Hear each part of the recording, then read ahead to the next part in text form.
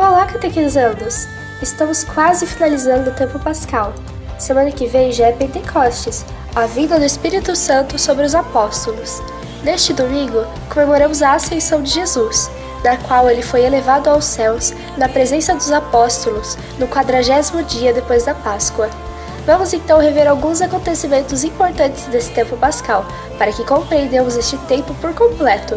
Veremos também um pouco mais sobre a Ascensão e sobre o Evangelho desta semana. Vamos lá? Em nome do Pai, do Filho e do Espírito Santo. Amém. Meus irmãos catequizandos, catequistas, hoje celebramos a Ascensão do Senhor, o Senhor Jesus que sobe aos céus, não para se afastar de nós, mas para elevar a nossa também humanidade aos céus. E também nos convida para Pentecostes, no próximo final de semana, a vinda do Espírito Santo sobre os apóstolos. A Igreja nos convida a participarmos desta Santa Missa. Vamos pedir sempre as luzes do Espírito Santo sobre cada um de nós. Que o Divino Espírito Santo abençoe você, sua família, seus trabalhos, seus estudos. Em nome do Pai, do Filho e do Espírito Santo. Amém.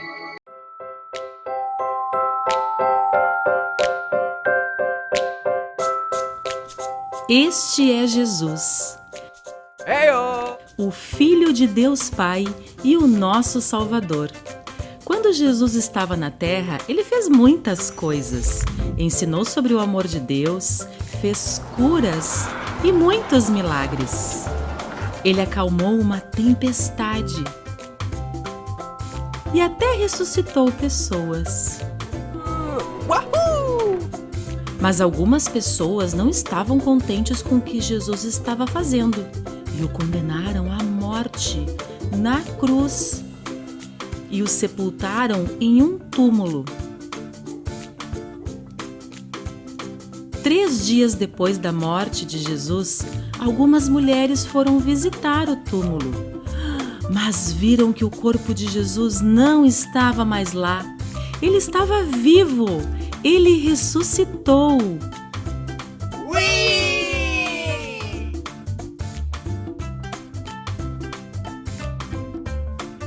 E nos 40 dias seguintes, Jesus apareceu aos seus discípulos e outras pessoas e mostrou que tinha mesmo ressuscitado. E que assim se cumpriram as promessas feitas por Deus. Os discípulos ouviram atentos, e Jesus ainda disse que o Espírito de Deus viria sobre eles. Depois de 40 dias que andou com os seus discípulos e apareceu para muitas pessoas, ele os levou para um lugar chamado Betânia. Lá, ele os abençoou e disse que espalhassem a notícia pelo mundo inteiro. E ainda disse: tenham a certeza que estarei com vocês para todo sempre. Depois, subiu ao céu para ficar ao lado do Pai na eternidade.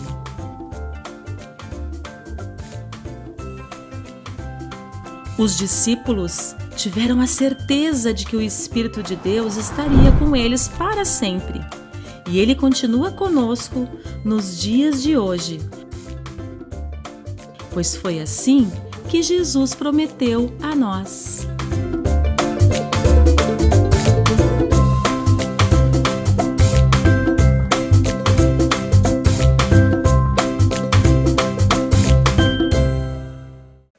Em nome do Pai, e do Filho, e do Espírito Santo. Amém. Um bom domingo para você, domingo da Ascensão do Senhor. Quero meditar com você nesse dia 29 de maio, Lucas capítulo 24, versículo de 46 a 53. Naquele tempo disse Jesus a seus discípulos: assim está escrito, o Cristo sofrerá e ressuscitará dos mortos ao 3º dia. E no seu nome serão anunciados a conversão e o perdão dos pecados a todas as nações, começando por Jerusalém. Vós sereis testemunhas de tudo isso. Eu enviarei sobre vós aquele que meu Pai prometeu. Por isso permanecei na cidade até que sejais revestidos da força do alto. Então Jesus levou-os para fora até perto de Betânia. Ali ergueu as mãos e abençoou-os. Enquanto os abençoava, afastou-se deles e foi levado para o céu. Eles o adoraram, em seguida voltaram para Jerusalém com grande alegria e estavam sempre no templo, bendizendo a Deus. Palavra da salvação. Assim está escrito: o Cristo sofrerá e ressuscitará dos mortos ao terceiro dia, e no seu nome serão anunciados a conversão e o perdão dos pecados a todas as nações, começando por Jerusalém. Vós sereis testemunhas de tudo isso. Jesus, antes de subir ao Pai, porque o que é ascensão? É Jesus que está voltando para o seu Pai. Jesus está voltando de onde saiu, voltando para o seu Pai.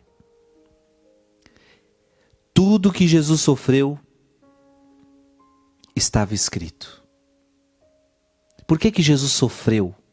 E ele volta para o Pai depois de ter sofrido, depois de ter morrido. Cristo sofrerá e ressuscitará dos mortos. Então ele volta para o Pai depois de acontecer isso. Morte e ressurreição. Estava tudo escrito. E podemos dizer que a vontade de Deus foi realizada. Jesus volta para o Pai cumprindo a sua missão. E agora, ele pede que nós testemunhemos o quê? É preciso que se anuncie ao mundo a conversão. Serão anunciados a conversão.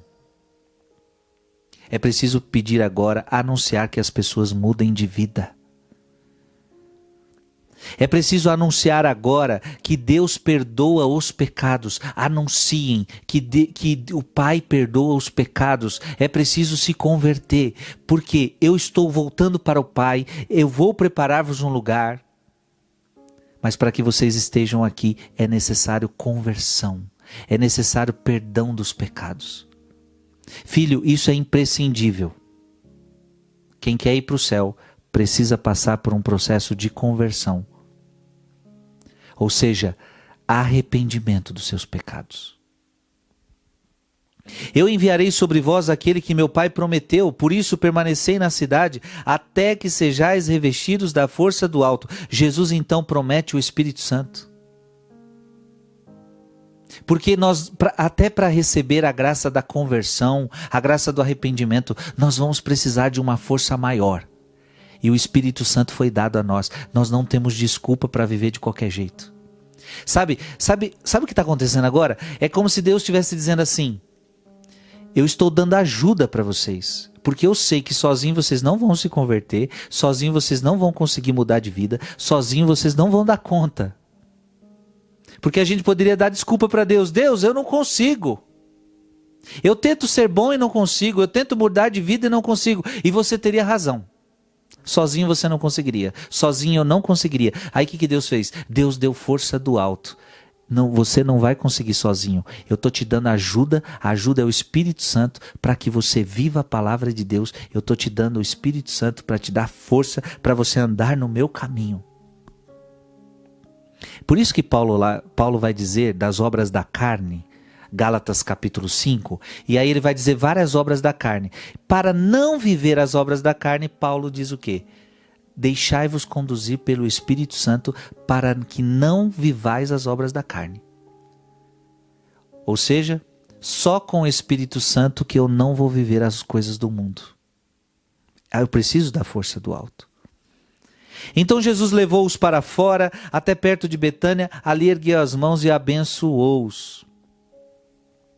Olha que bonito, antes de Jesus subir para o céu, ele nos abençoou. Que gesto bonito, levantou as mãos. Imagina todo mundo olhando e ele abençoando, que coisa linda. Nós recebemos toda sorte de bênçãos.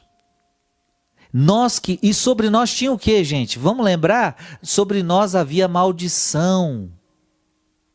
Jesus se fez maldição por nós. Maldito o homem que morre no madeiro. Quem é que merecia o madeiro? Quem é que merecia aquela cruz? Eu e você. O que havia sobre a humanidade? Maldição. Mas o que agora existe sobre nós? A bênção de Jesus. A terra foi abençoada, o mundo foi abençoado, Ele nos abençoou com toda sorte de bênção. Já não há mais maldição sobre você. Enquanto os abençoava, afastou-se deles e foi levado para o céu. Jesus foi para os céus. Para quê? Para nos preparar um lugar. Interessante porque Jesus sobe ao céu como um novo Adão. Segundo Paulo, Jesus Cristo é o novo Adão. Então, este novo Adão é colocado no paraíso de volta, porque o primeiro Adão foi expulso do paraíso. Agora, o novo Adão, ele entra no paraíso, mostrando para mim e para você que aquele acesso que nós tínhamos perdido, ele foi aberto de novo. Foi aberto de novo.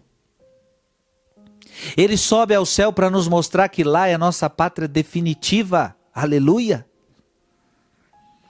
Eles o adoraram. Em seguida voltaram para Jerusalém com grande alegria e estavam sempre no templo, bendizendo a Deus. Qual deve ser a nossa resposta a este Deus que fez tudo por nós? Adoração. Os apóstolos adoravam. Esta deve ser a nossa maior resposta a Deus, a adoração.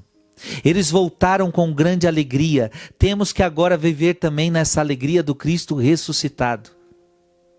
Deus quer que a gente viva nessa alegria. E terceiro, eles estavam sempre no templo bendizendo a Deus. Devemos buscar a Deus no templo, na igreja, até chegarmos ao céu. Como os apóstolos estavam sempre no templo, nós devemos também sempre buscar a Deus na igreja, no templo, até chegarmos ao céu. Para este lugar que ele subiu, voltou para o Pai e está nos esperando. Jesus está esperando por você. Que Deus te abençoe. Em nome do Pai, e do Filho, e do Espírito Santo. Amém.